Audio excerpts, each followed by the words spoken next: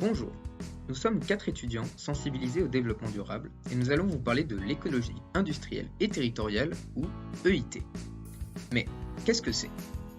L'écologie industrielle et territoriale repose sur l'idée que sur un territoire spatialement défini et pour un secteur d'activité, chacun peut réduire son impact environnemental en essayant d'optimiser ou de valoriser les flux qu'il emploie et qu'il génère.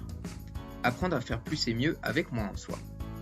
Les bénéfices économiques, sociaux et environnementaux de l'EIT constituent ainsi des enjeux forts tant pour les entreprises que pour les collectivités. L'écologie industrielle et territoriale questionne l'utilisation des ressources disponibles telles que les matières premières et les énergies.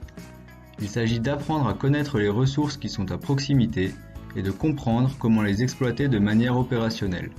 Par exemple, les déchets des uns peuvent devenir les ressources des autres.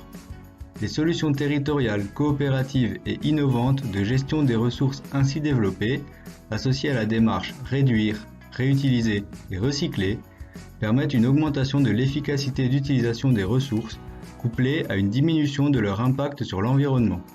Un autre avantage est la fiabilité stratégique et économique. Et oui, si les entreprises se fournissent localement en matières premières, elles dépendent forcément moins de fournisseurs étrangers, ce qui limite les risques géostratégiques.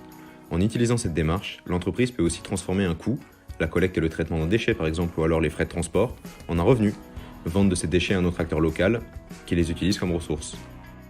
La mise en place de synergies favorise donc les performances des entreprises, qu'elles soient environnementales ou économiques, mais aussi sociales.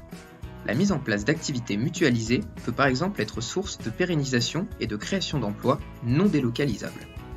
Ainsi, c'est bien la notion de performance globale vers le développement durable que les entreprises peuvent investir via les démarches d'écologie industrielle et territoriale.